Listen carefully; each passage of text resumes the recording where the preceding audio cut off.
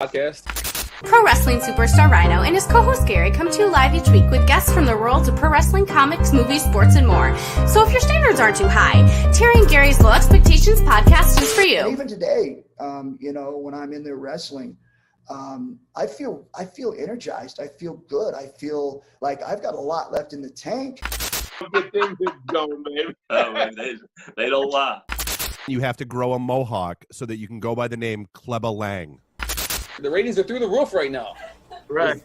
Catch Terry and Gary every Thursday at 4 p.m. Eastern live on Podcast Detroit. Download Terry and Gary or stream on Spotify, iTunes, iHeartRadio, or the Terry and Gary TV YouTube channel.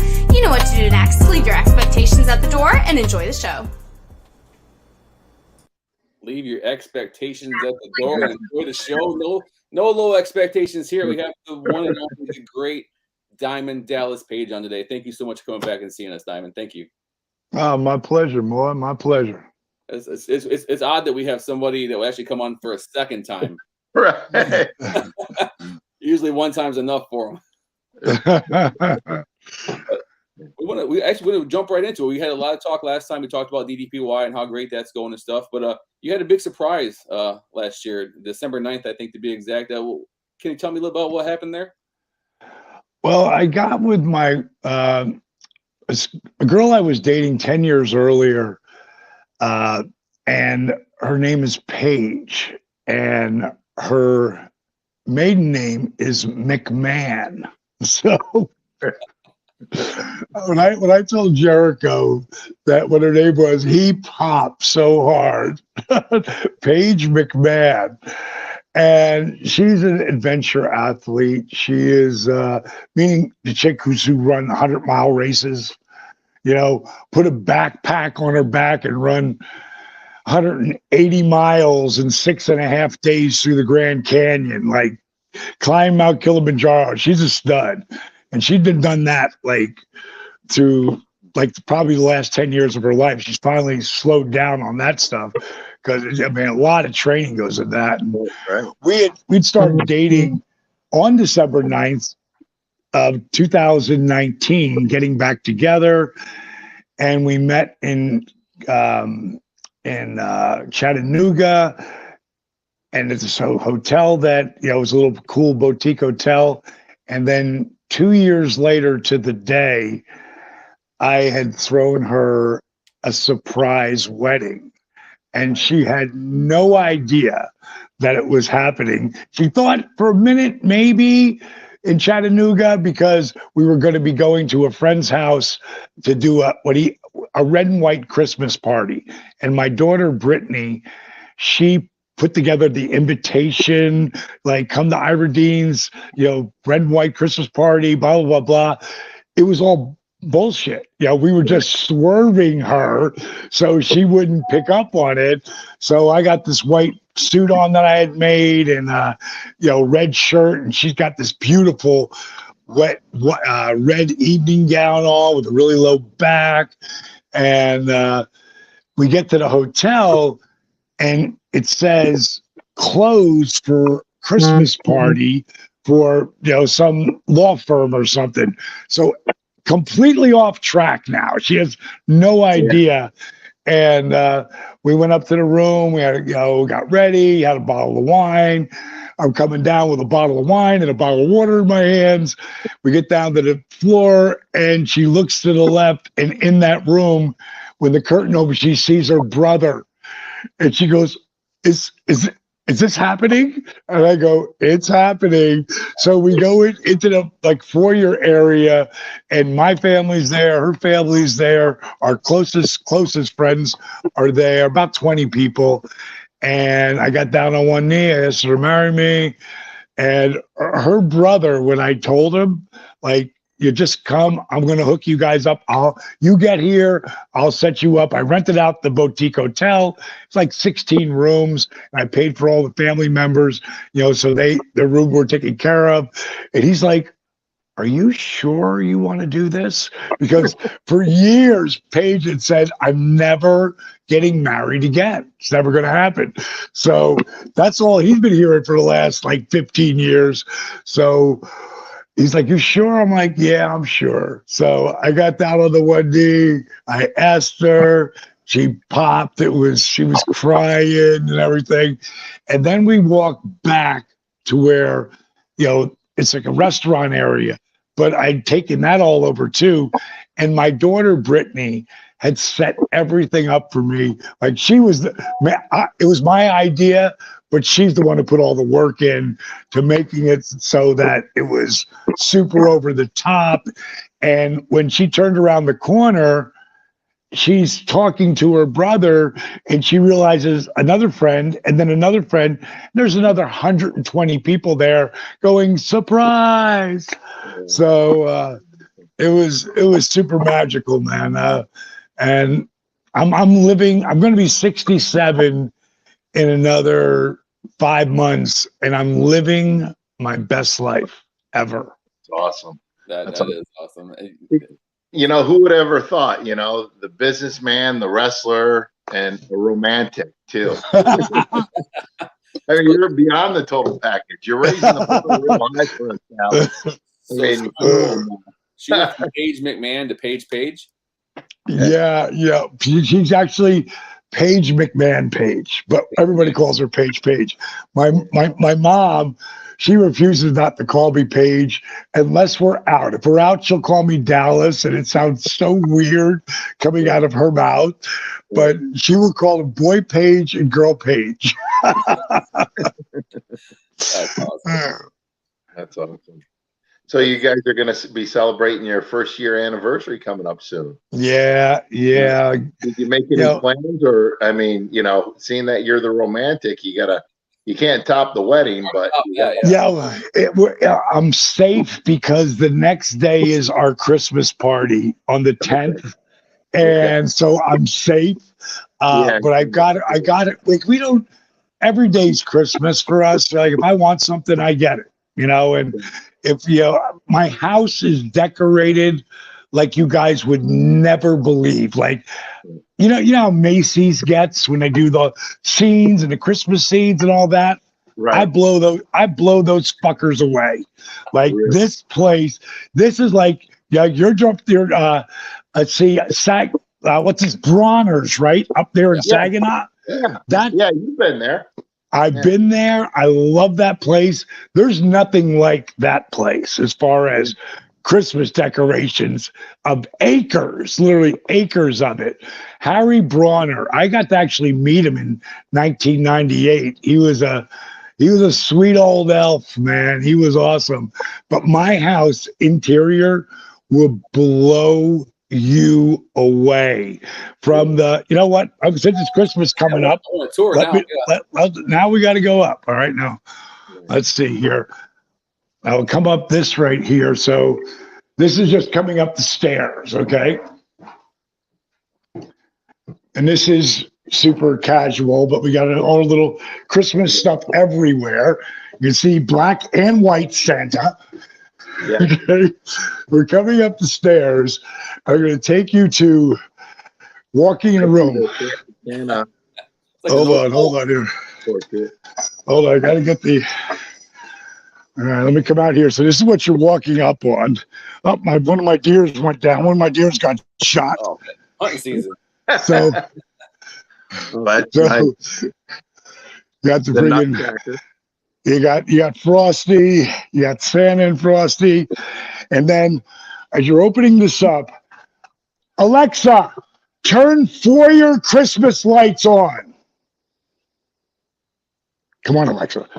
Alexa, turn foyer Christmas lights on. There we go. There they go. Nice. So this is coming in. We're not 100% done yet. Right. Awesome. I like the big Santa up there.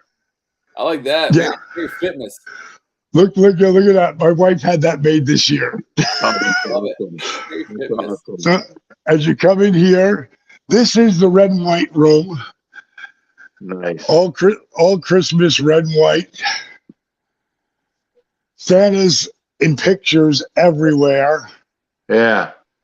Little lit Christmas trees. Everything down here. This is the Santa Claus room. You see, there's just a few different Santas up here. Right. Over the years, man. Nesting egg. Isn't that a Christmas thing or no? Which one? No, is Russian nesting egg, is that a Christmas thing or no? I don't know about that. No. I don't know why I thought that was something. But This is my favorite. This is my favorite room right here. Alexa, turn Christmas Villages on. nice. Oh, I got to start decorating. A bunch of different Santas over here. Over the years, there's a kitchen area here. Yeah. And you awesome. just see, I Now, gotta how say, long does it take for you to set stuff like that up? oh, I start like 2 weeks out. Okay. So this is kind of cool too. We got a little lights here for so the scenes. Yeah.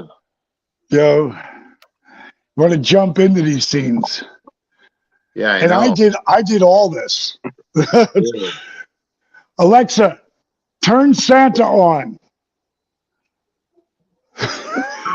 This is my favorite thing. That's awesome. Yeah. So, Well, Gary, I know where we're going for Christmas. hey, if you guys can get down here on December 10th, if you can get down here on December 10th, you're invited. Nice. Don't tempt me. No, that's So that's funny. Yeah, that'll be on the day after our anniversary. So I just combined it in, and we'll have a blast. And I got a really cool thing that like my wife, like her goal, she didn't want the big diamond ring or any of that shit. I got her a nice ring, but she didn't want the big, she didn't want that. She wanted to go to Antarctica. Okay. So like that's her thing, so I'm like, all right, we'll go. We couldn't pull it off this year, but probably next year we'll probably end up going there for like 2 weeks. Have you ever been? Excuse me? Have you ever been there, or is this your first time? No, Antarctica? We're talking about the bottom of the earth, man. This is Diamond Dallas Page. You could have been anywhere. Right. No, well, at that point I'll be able to say yeah, but it's not a place I would go to.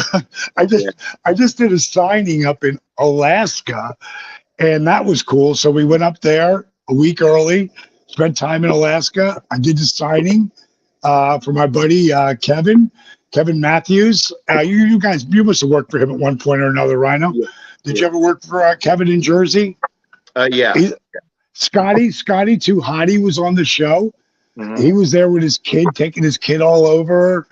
Scotty had the greatest match. The people going crazy. Yeah. He never took a bump. Really?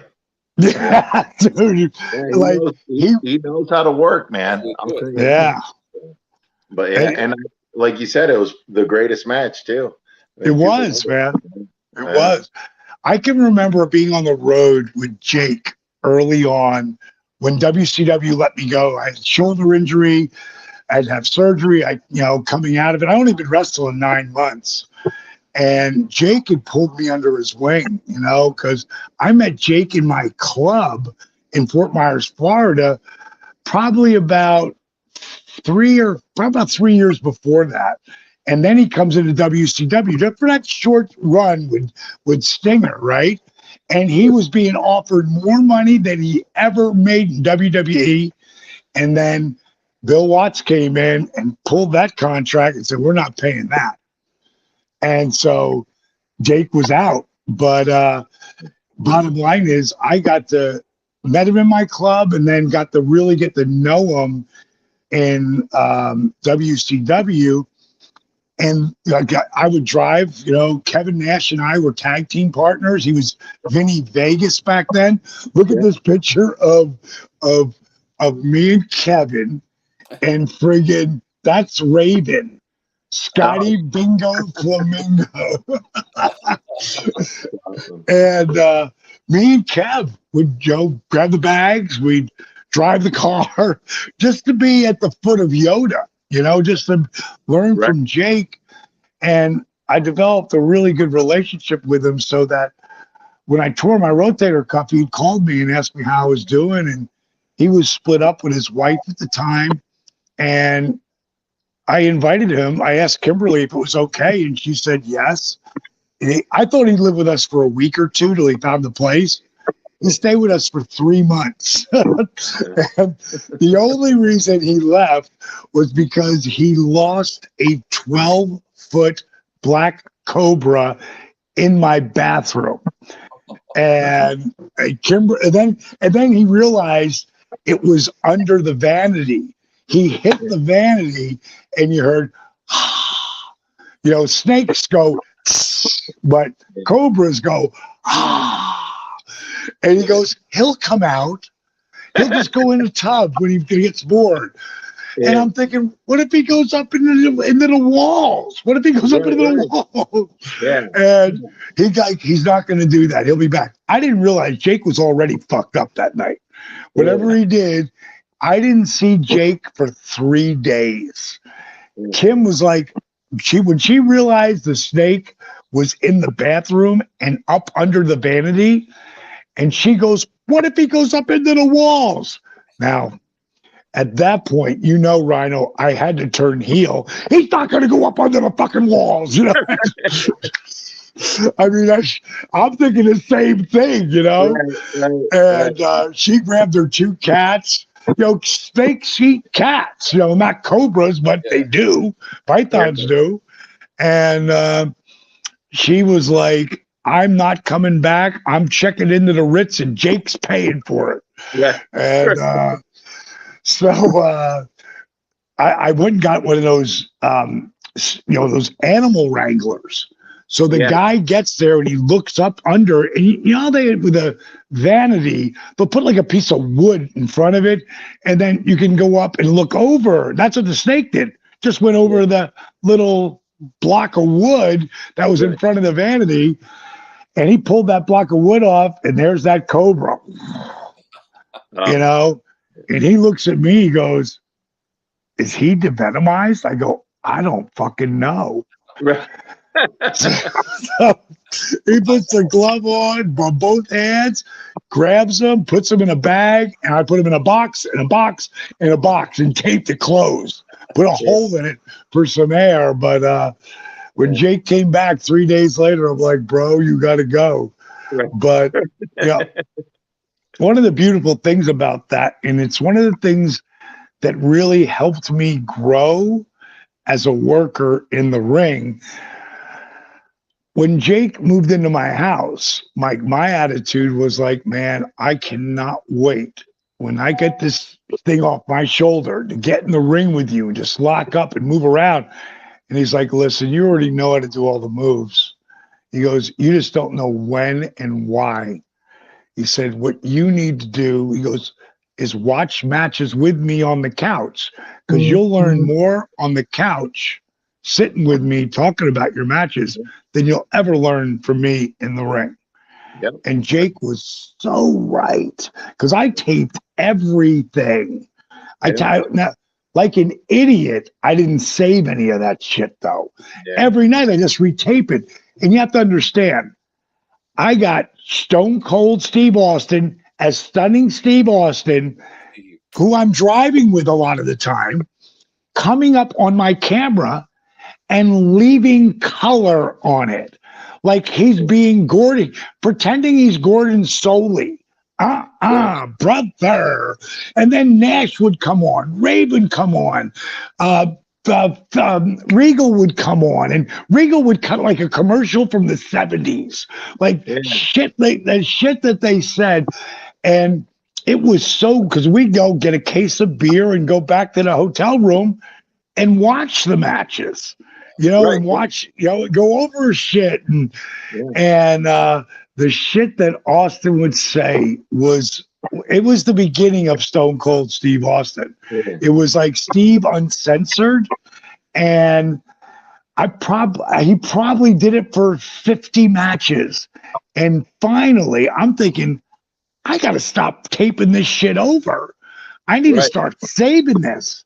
So I taped the very first one that I kept was me against Pillman. And oh my God, did he break my balls on it? Oh, it was totally priceless.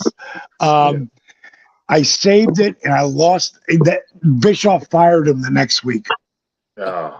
I was so bummed out. Way more bummed out later, because imagine having that color, what that would have sold for. You know, friggin' today, you know? God, it would have been so priceless. I mean, I had the Steiners giving me brown eye, walking out, you know, Ricky just dropping his drawers and hitting a brown eye on me, you know. That's what Garrett does every morning. They'll call me, video chat, and they'll brown on me and then hang up. Yeah. Mine was a lot less than that. You didn't get nothing to mine. Now, you guys got a podcast, correct? Well, we do, and we just took a hiatus till after the holidays because we're both too busy right now. Right. But you know, we started with like where me and Jake came from. Like a lot of people know that I helped Jake, right? But a lot of people didn't know the stories of how Jake helped me. You know, and people would go, "How did you put up with that insanity?" You know, because I'm not living the life I've lived without that guy. You know, him and Dusty. Here's a great picture of me and Jake, and I think we're doing something with AAA at the time, and just, you know, us on the road. He would get me booked on just about every show that he was on. So I'm making no money, but who gives a shit? I'm working, and I'm working in front of people, you know. So yeah, it was pretty magical, man. Just going through those times and really looking back at them. I can remember at one point, Kim, you know, we've been together at that point maybe 3 years, maybe 2 years. We were married, and she's like, "Honey, you need to go back to the nightclub business, you know, because this wrestling thing's not working out, and we're having trouble paying the bills. And I'm saying you need not to let that door hit you on the ass on the way out of here if you don't think I'm going to do this." Right. And she's 23 at the time, right? Right. If she's 33, most likely she bails, you know. But being 23, all she can think about is like, wow, this guy really has a different level of confidence. at least that's what I'm selling to myself, right? Right. Brian Seymour wants to say that you are the shit, and he loved your feud with Macho Man. So I wanted to get that in there. We got a lot of people commenting on how much they love you, DDP. So I want to make sure. Oh, thank you. I appreciate that. You know, Mach changed my life. It was really Scott and Kev, though, that laid the groundwork. And, you know, I was so grateful to both those cats. But they were grateful to me. Like when Kevin Nash went in the Hall of Fame for the first time, he thanked me because there's times where he wanted to quit. And I'm like, big man, do not let these fuckers beat you down, man. Do not let that happen. You're going to be one of the biggest stars in the world. And that's when he's Vinny Vegas. Yeah. Well, we all know what happened. You know, he went there and the rest was history. And he's got to go down as, if not the greatest big man ever out there besides Taker, you know, to be able to have the crazy run and could work and could talk and had the greatest gimmicks. You know, he went from the worst gimmicks ever to Diesel and NWO Kevin Nash outsiders. I say big comeback. Big comeback. You know, it's like Jake when he said he'd watch the videos with you on the couch and you learn more just listening to him and passing on that knowledge. I would watch Kevin when we were in Impact together. This is back in the mid 2000s. And he worked with the younger guys, right? And he wanted to be put in like the X Division tournament and all that, like as a manager and all that. But in the back, he would sit with these guys and he would talk to them, and they would all circle around him, and he was passing on all this knowledge. And I'd listen in, and I mean, he helped so many guys out, just, you know, teaching them psychology, teaching them this, teaching them that. And I'll never forget, because that ran for a while, and I mean, it was a great. I mean, he helped that locker room out tremendously, and I would, and that's the thing. You learn the business in the car, or watching tapes, So, but yeah, Sure. whenever I talk about Kevin, that always pops up in my mind. Even if he's on an indie show and doing autographs and doing a special appearance, I'll see him hang out with the guys and pass that knowledge on. And I still learn from him. But yeah, it's incredible. So Kevin, I mean, one of the smartest guys. If I listened to Kevin Nash from, like, you have to understand, when I went to WWE, I didn't understand the heat that we had. I didn't even think about it. And they didn't sell it at all, coming up there. But I didn't think about that we had this heat. Kev was like, dude, do not walk away from this money. Now, to get, like, they owed me $1.3 million when Vince bought the company. To be able to go to the WWE, I had to walk away from initially 50% of that money to go there.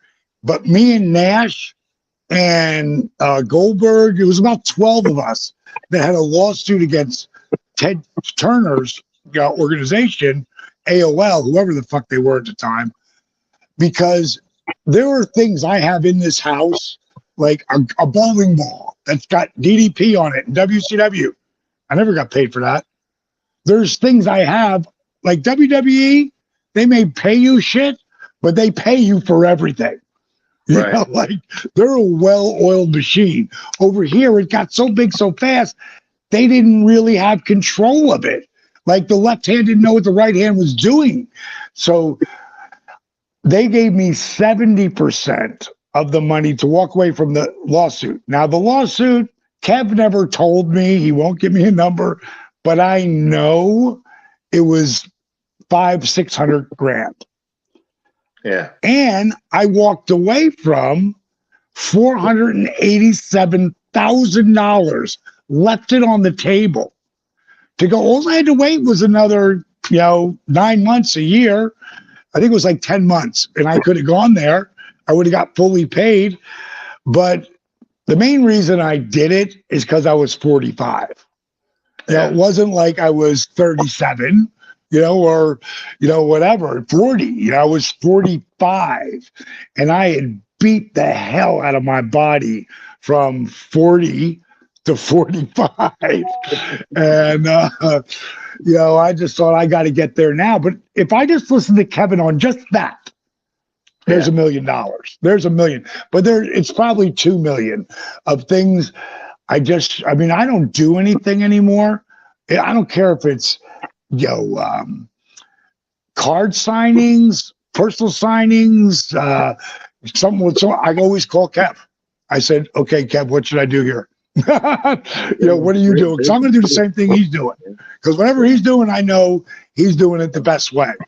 He's one of the smartest cats ever in the business, and one of the funniest fuckers ever to hang out with, or have a bottle or 2 or 3 or 4 or 5. One night we drank 6 bottles of wine. He easily drank 3.5 bottles of that wine, and still never fucked up. Good buzz going.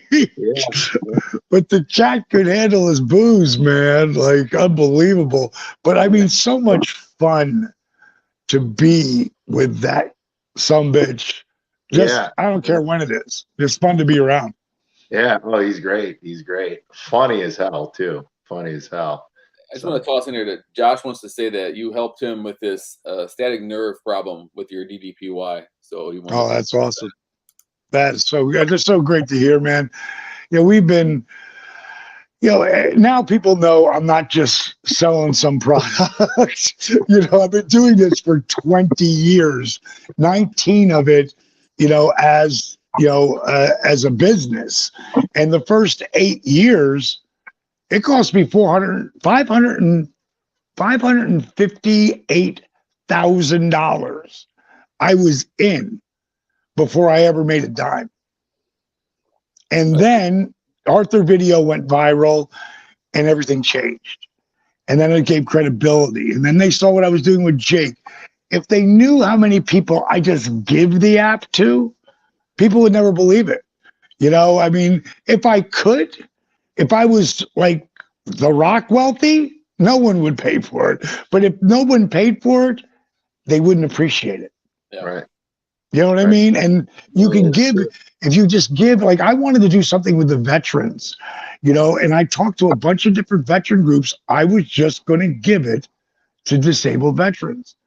And they were like, you know, DDP, you've done a lot, and I've done a lot for the military. And they were like, we're not looking for any handout. You know, I said, how about 50%? What if I do 50% all the time? They go, that would be very generous. So that's what I did. Like, you can't go to my page. Doesn't have to be November 11th, which is my daughter's birthday and Veterans Day, which is around the corner. But you can't go to my page where it's not Veterans Day. Yeah. It's 100%. And that's all first responders, veterans, cops, firemen, medics.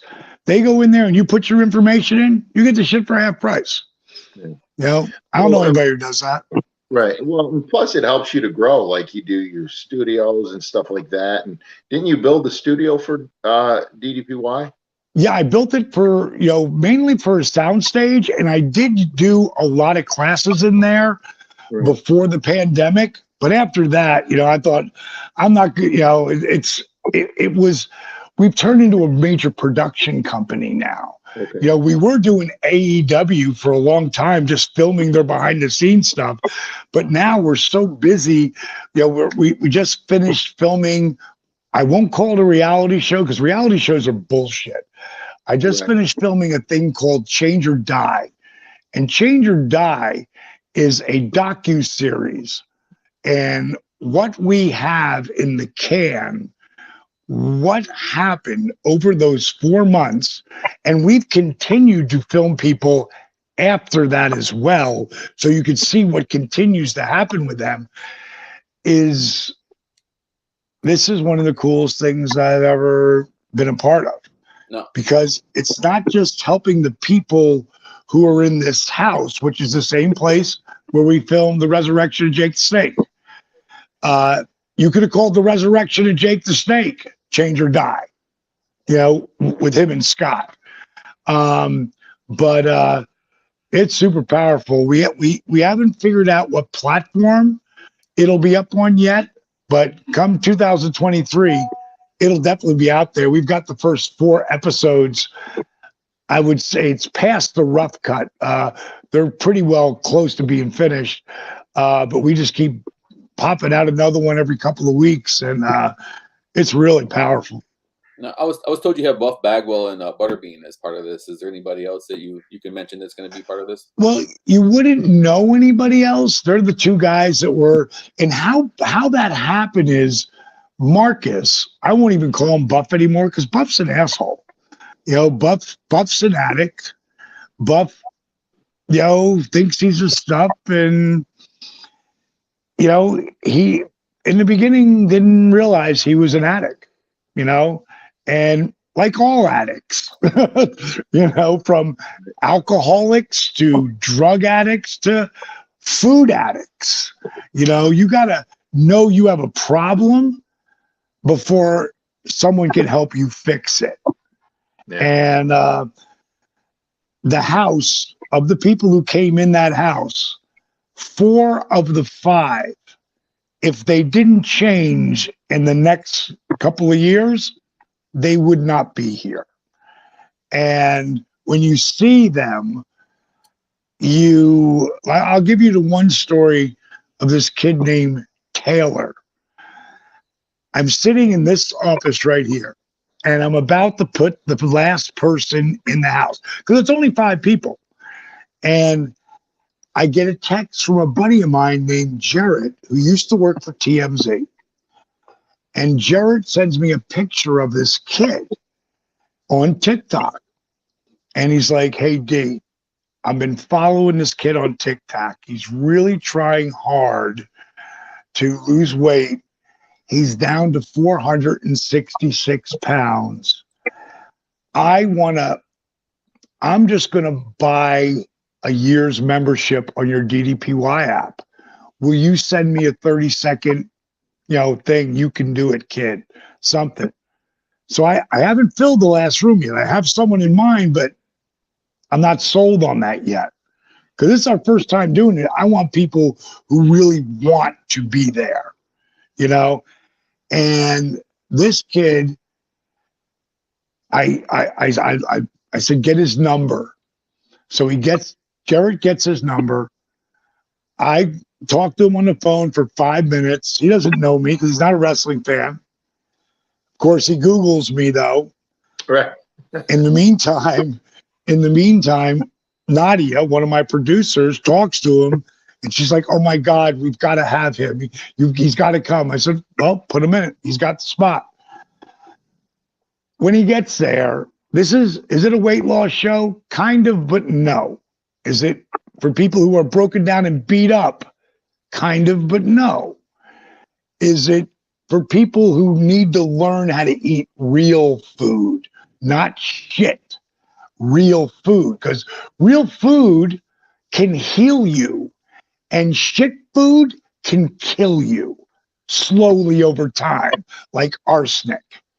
And so is it about that? Kind of, but no, it's more about this. It's about teaching people how to own the 6-inch piece of real estate in between their ears. It's about the story you tell yourself, like that inner voice that's going on. And sometimes it doesn't happen right away. And then everybody's got to buy into, at their own level, what this is about. Everyone who comes in, we take pictures, we do measurements, we do these 6 pictures, which is about your physiology, your flexibility, and your core strength. Everyone who walks in there is so, I don't want to say crippled, but most of them are crippled, like right. So beat up. He gets on that scale, and now he thinks he's 466. But when you're that big and you look down and your body moves like that, that scale goes like this. Right. I said, stop looking down. Just look straight ahead. The scale's going to tell you how much you weigh. And then the scale says 513. Oh. When you think you're one number and find out you're 50 plus pounds over that number, and you're 5'1", 513, and your legs, which are supposed to be like this, are like this and bowed out because all of that weight pushing down on your little legs. So that's one guy. And he's the heart and soul of that deal. Marcus is buff through most of it. And you got to see it to really understand that. Butterbean. When I saw Butterbean walk in the house, now I'm on a podcast with Rick Bassman. You know who he is, right? Yeah, Rick. And he's got Boss Wooten on, one of the baddest motherfuckers alive ever at one point. He's got Butterbean on, and he's got Flex Wheeler on, the bodybuilder. And I'm just mentioning Change or Die. We don't even have a format yet. We're not in the process of doing it yet. It's just an idea we're putting to paper. And when Flex hears the one sheet on it, he goes, "Oh my God, GDP, you've got to get Butterbean in there. You got to get Butterbean. Butterbean needs your help." Now, Butterbean was up to 550, and he did the stomach surgery, and he went down to 370, and then he went up to 440, because that stomach shit don't work unless you really are eating the right shit in very small amounts, and you can blow out that stomach surgery if you eat too much. The bottom line is, Bean got to the house. He was about 370. He'd gotten back down to that.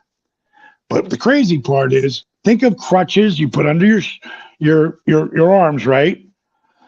Well, he would do that when there was cameras on, but if the camera wasn't on, because he couldn't stand up, not even, okay, so you can see me here, how I am here.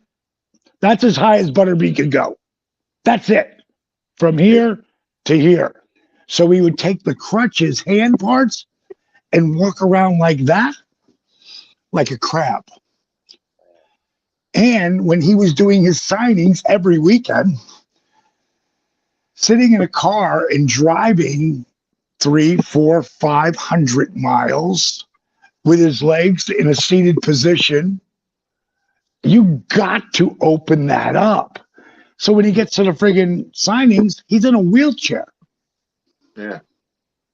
So that's what I'm working with day one. And I look at my business partner, Steve Yu, and I'm like, oh my God, man. You know, I like, how are we going to help him? He goes, but imagine if you can. Yeah. You know, that's what he said. And it was kind of like when I saw Arthur for the first time. It wasn't that he had the knee braces and the back brace, because I didn't know he had the back brace on, but his stomach was out to here and he had those cuffs. So he was walking, you know, with canes as he moved for 15 years. And I helped him. Yeah. So you guys will see. It's pretty amazing journey. And after the 4 months, we still follow people so you can see what happened and then where are they now? Yeah. You know, so it's pretty powerful. That'll become to a streaming platform in 2023, you think, or? Yeah, it'll come to something.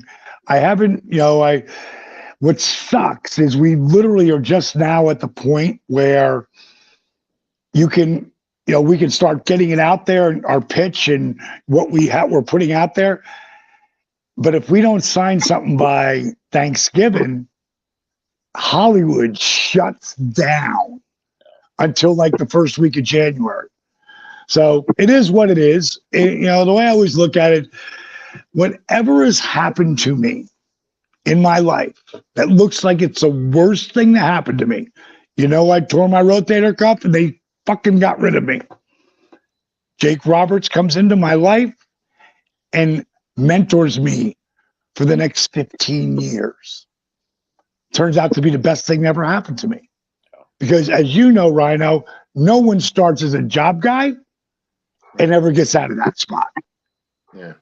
Once you've done too many jobs, you're there. You have to leave. And guys have come in and done jobs. You know, the great example would be, you know, the Hardy Boys or Edge or any of those guys. They all did jobs coming in, but you didn't know who they were. Right. And then they went back and they did their shit. They weren't on TV long enough for you to know who they were. Everybody knew who I was. Yeah. Because I was already a name that was a manager and a heel. Now he's a wrestler.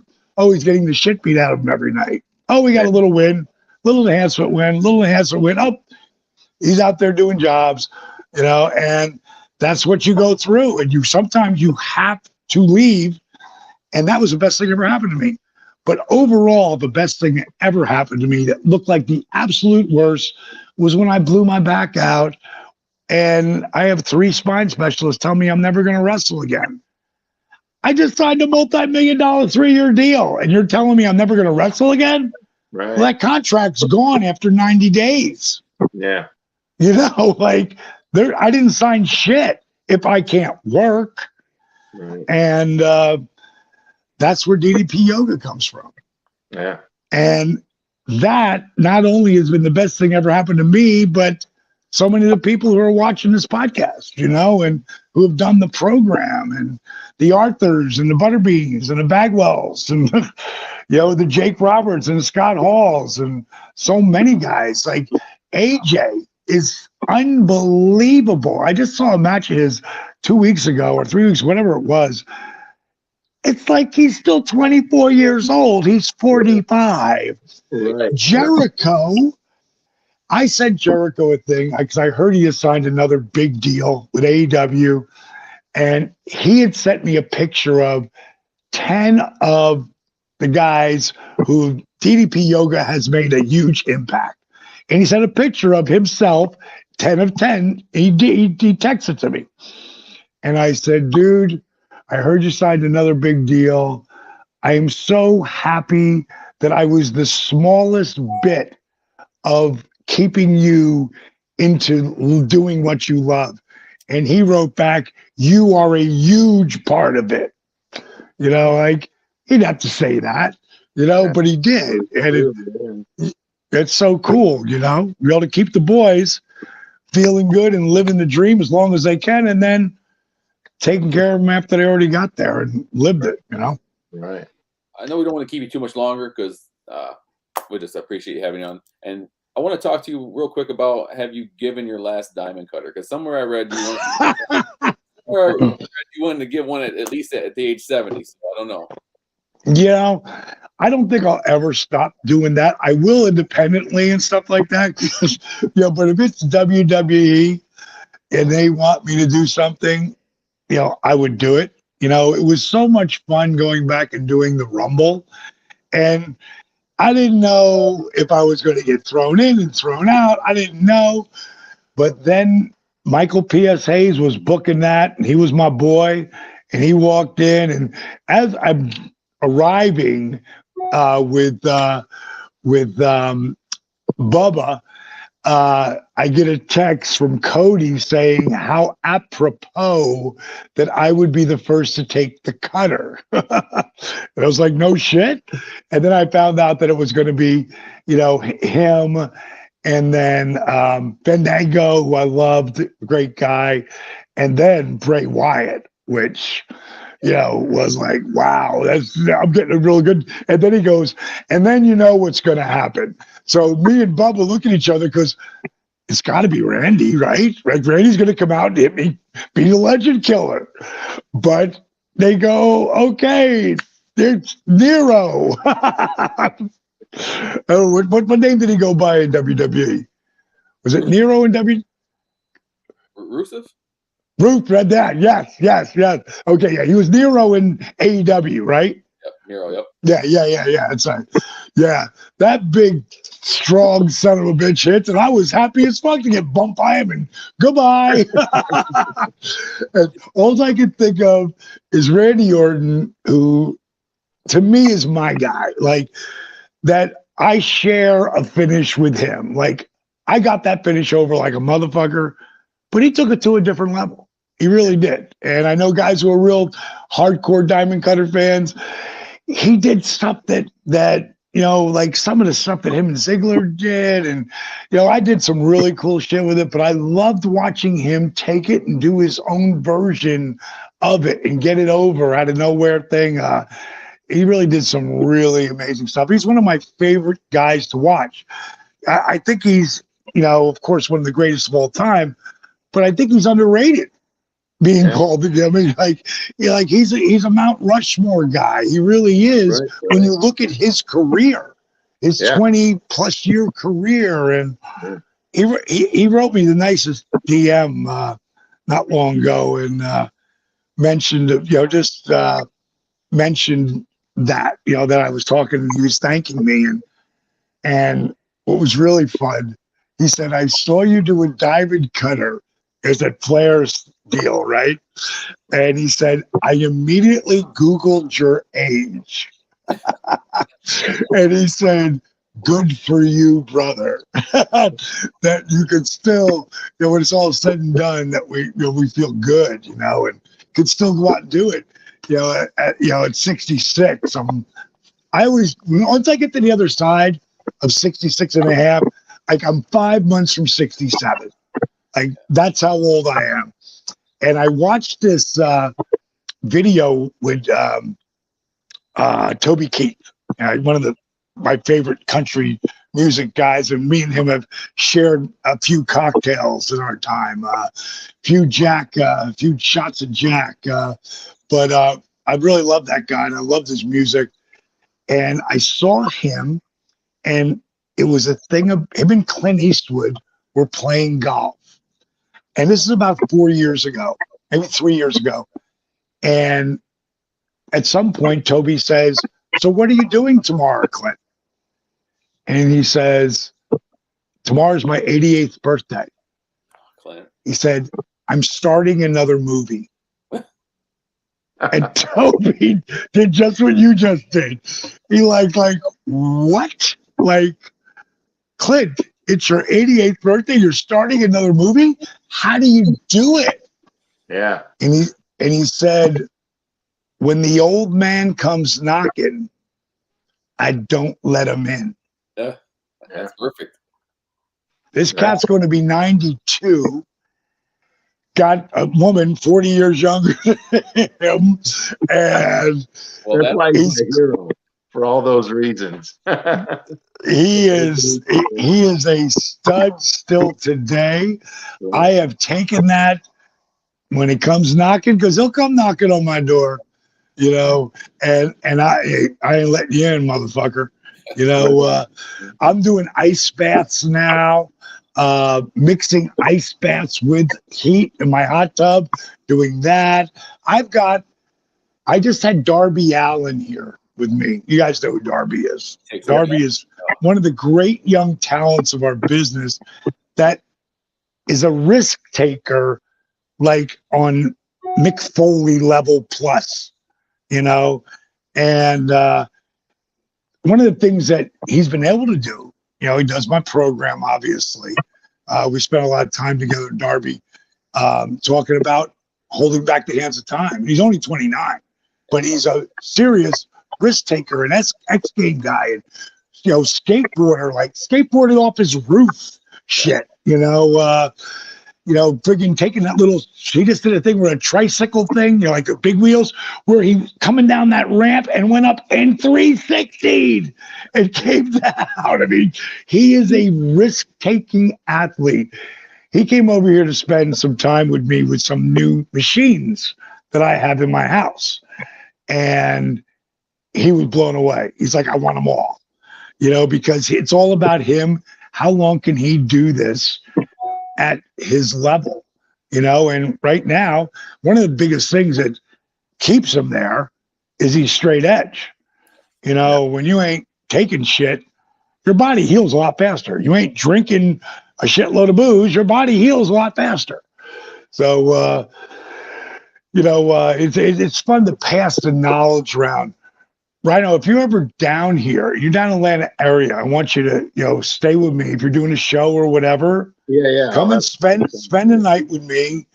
Let me turn you on to some of the things that I'm doing and why I can do the shit that I can do still. And will I still do a diamond cutter? Yeah, my goal is to do one when I'm 70, you know? So I did say that. So, you know, if I do one every blue moon, you know, it'll be cool. Because for Randy Orton to see that and put it over, that's a humongous compliment. We got some guys on here saying, well, IWR has a show November 30th. Do one then. So that's a promotion. So, but hey, you know what, Gary? He can hit it on you. I'll stand back and watch. I'll take it. So like, do it again, Dallas. Do it again. I'm 51. That's enough. But, you know, one of my highlights of the stuff I'm doing today is when I was doing that little deal I did with AEW when I did a thing with the 6-man of me and Dustin and QT against MJF and Butcher and, you know, my boys there. They're friggin' it was a lot of fun going out there and doing it, but getting the angle between me and MJF. And at one point in the middle of us talking, I just stopped on a pregnant pause and the whole building started chanting yoga. Like, and I hate when people call my shit yoga. Call it DDP yoga or DDPY. But that night, I loved it because that you would ever heard a wrestling crowd at the top of their lungs chanting yoga, yoga. That was an amazing moment that they did on their own. Like, I don't even know how that shit happened. Right. That's why wrestling fans are the greatest. They are. They are. They're the They best. are. Even the ones that beat up Johnny Bravo every week. Right, right. We got this one guy. He comes in and he gets heat, and he's been punched a couple times. We have to get security because of him. And, Oh, the people. yeah, he's good too. He's Yeah, that good. yeah. Hey, imagine what they would have done to MJF 20 years ago. Man. Right, right. 30 years ago, they might have killed him. Yeah, they made it. He's almost Piper level, you know. Right. Oh, yeah, you know, I even think that, yeah, because of maybe even worse than Piper, you know, to get people so stirred up, especially back then. One of the, I was on Jericho's cruise one year, and the comedian who was up there, and MJF was on the cruise that year, and this was so funny. The comedian said, you have to love MJF's commitment. And he said, me and my buddy were waiting online because we want to meet him. We want to tell him how much we appreciate his shtick. So he gets up to him and he says, listen, MJF, Rhyno, I just want to let you know we love your commitment, you know, how you do what you do. And he grabbed the cup of coffee out of his buddy's hands. He spit in it, handed it back to him, and said, so what the fuck can I do for you? I love that. I'll tell you how committed he is. Me and him are really tight. And when the shit hit the fan with the Tony thing and the friggin' I quit motherfucker, he wouldn't return a phone call or a text. He wouldn't return it because he didn't want to lie to me, you know. But I mean, once he said it's like he just went, I'm out of here. No, I'm not talking to anyone. that fucker is over, man. Yeah. AEW has quite a few ones that really came on. I mean, yeah. Darby and MJF and the guys, man. Yeah, AEW's got some stuff going on right now. I'm really. They do. And those fans back, like right now, wrestling is hot again. You know, with the fans, WWE, friggin' Impact, all of them. Impact, it's like the crowds. I mean, independent wrestling is doing really well again. Right. You know, and it was kicking ass coming into COVID. Then COVID, of course, kicked it in the ass.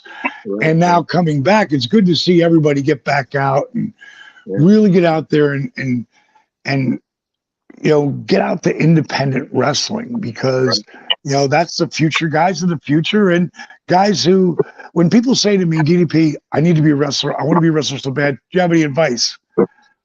I said, honestly, if you can't breathe without it, you should do it. But if you can, it's just the thing for you, you shouldn't do it. If you just like wrestling, shouldn't do it. I mean, what you're going to have to go through to get there, and if you don't look like Bill Goldberg, you know, and who the fuck does but Bill Goldberg, you know, if you can be happy getting out here and being a weekend warrior and his independence, if that's what you aspire to be, if that's what you love doing, you should do it. If you have to get to the WWE or you have to get to AEW, like if that's your end all be all, you probably shouldn't do it. You know, you got to do it because you love it. You can't breathe without it. And I know a lot of guys in the independent world, they just love doing it. They don't care how much they beat their body up. You know, they love getting out there and they love being a part of the spectacle. That's what it is. Big It is. It's the greatest thing on earth too. I love it. Yeah. Still to this day, man. I'm like you. I just can't get enough of it. So That's and that's how you have to be. You're still, especially still be in that ring, man. right. Because there's Right. got to be something to smell the popcorn, roar the crowd. Yeah. Yo, it wasn't easy for me to walk away from, but because I knew I was going on to do something else that was going to change people's lives at even a different level. And my story, of course, changed a lot of people's lives. There's a lot of guys that are in that ring because they looked at me and went, fuck, he did it. Yeah. He was 35. He did it. Yeah. So, it can be done. And it also takes is someone like me getting, off that couch and saying, fuck this. I'm going to do this. Doesn't matter how many people laugh. Yeah. Well, no, and plus you've helped so many guys out along the way. I mean, I remember when we would go down to WCW and do jobs in like 95 and I think a little bit in 96, but yeah, you were helping all the guys out. And that was like the rumor. It's like, yeah, Dallas, give you advice, help you out. And I mean, the guys there in WCW, you were helping out too. The younger guys coming up, helping them out and all that stuff. Yeah. So I helped like 30 guys get jobs. yeah. But going back to Kevin Nash, I wanted to say this. Kevin Nash saw something in Rey Mysterio, and you knew he was a great athlete. You knew that he was something you've never seen before. But Nash saw him. Nash put him over in the middle. And everybody thought he was booking that. Everybody thought he was crazy, but he wasn't. Because look what he went on to do. Yeah. You know what I mean? But Nash saw that before anybody. Yeah. Still going strong too. He looks great out there still. Yeah. So Unbelievable. I don't know how he's doing it. There's a guy. I love what they're doing with his kid. I haven't watched it in a couple of weeks, but I loved it. I mean, I would, it's, you go back and you look at some of the heels of the 80s who were like the heels, it's not the cartoon shit. I'm talking about the shit territory shit, like Playboy Buddy Rose. Guys like that who had real heat. Like that kid's got real heat. Like people, once you do the father, everybody loves Ray. Yeah. And that's what's so great about wrestling fans. They play into it because they are pissed. Yeah. It's like when you yell at it's like when you yell at your TV in a movie, kick that motherfucker's ass. Like that guy did his job, on both sides of it. And I was really loving, that whole Judgment Day thing. I haven't watched it in a couple of weeks, but I was really glued to it for a couple of weeks. I just got too busy, but I'm going to go back and watch this week and recap and pick shit up. And I'm also really proud of my boy Bron Breakker. Okay. That kid. I mean, look at him. He's got it all, and he's a Steiner. Please, when he gets to WWE, call him a fucking Steiner. Exactly. Not Bron Breakker. Yep. Bronson Steiner. He's got the greatest name ever. Fucking, he's doing. When I saw him have his fifth or sixth match at Mania, when he did the takeover, man, kid's really got it, man. He's gonna be the guy at some point. That's my prediction. At some point, he's gonna be the guy. Oh yeah, for sure. You know who? When he first started, he knows. Johnny Swinger knows him really well.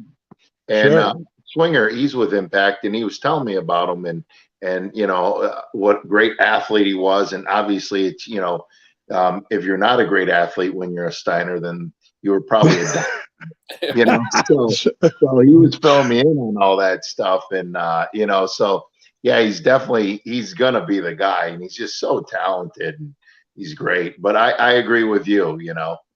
switch the name, you know. I'll tell you, there's two other Steiners that you don't know about. And these are Scotty's kids. Brandon, who just signed with Virginia, point guard, #1 point guard in the state of Georgia. Fucking at 6'1", slam dunking. His brother, Brock, who plays, these guys come work out with me all the time.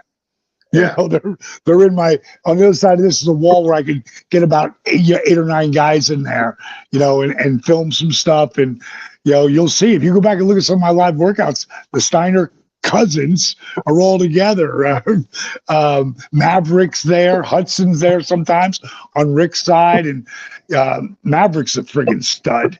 One of Ricky's other sons, but Brock, this is a genetic freak like his old man.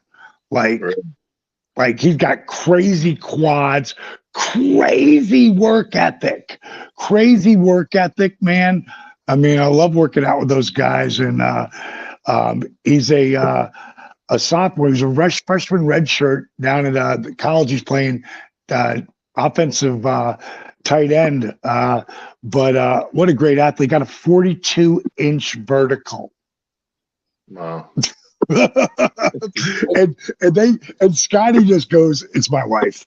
Like, their mom was like another super athlete. You know, she was another super athlete. I think gymnast, you know, but super athlete. But the most polite kids ever. Ever. And they say, "My wife." My wife, they get all the credit. So yeah, I love working out with those guys. All right, listen, boys, I got to roll. It was fun. I appreciate you. And when you guys get down here, if you're both coming, or if you're just you and Rhyno, whoever, if you're both here together, let me know. You got my number, right? Yeah. Okay. Just let me know. Text me and let me know so I know I'm in town. Okay. You know, because that's what happens sometimes. Some guys will come in, but I'm not in town, you know. But if I'm here, fucking crash with me. We'll fucking get a couple good meals in, and I'll take you through the shit, and you'll see it's some pretty interesting things I got going on here. That'll be awesome. Thank you, DDP. I appreciate your time, man. Thank you. Thank you, Dallas. So, all right, boys, it's been your pleasure. It has. See you, boys. See you, Dallas. Well, I don't know about you, but I just got invited to go hang out with DDP. So if you want to come with me, you're more than welcome to come. I want to go work out right now. I want to go eat a good meal. Stretching and so. But we never got a chance to talk about it. IWR 16 Gord's Giving tickets are on sale now. purplepass.com/IWR16. No need to interrupt that Diamond Dallas page when we have, to talk about tickets. So I just wanted to make sure everybody knows that. Coming up Wednesday, November 30th. Get your tickets now. DDP won't be there giving a diamond cutter. So, but we should get them in for an autograph sign or something. We should. So, let's do it. You're going to sleep. You're getting off old. Well, there we go. The sun's going down. The sun's never going down when there's love in your heart. And Gary, I love you. I love you too. And you're awesome. We should probably end the show on that note. It's getting kind of weird. The show wants you to do a gun show before we leave. So there it is. It's hidden. DDP at Pop Fest. Hey, I would love it. Look at that. Yeah, there you go. No, you got to go the other way. Is it? Yeah. Yeah, you're right. Wow. All right. Well, we're out of here. Get your tickets. See you November 30th. A lot of great matches. Our own Rhyno going for the IWR Heavyweight Champion against the champion, Dread King Logan. Motor City Machine Guns are going to be in the house for the first time. Chris Sabin's returning, bringing Alex Shelley, challenging DTA for their titles. Triple threat match with the new U.S. champion, Jason Hodge, has got to take on Trey Miguel and Tommy Vendetta. So much stuff to do. So many great matches to see. Get your tickets. And we are... Bye, Felicia.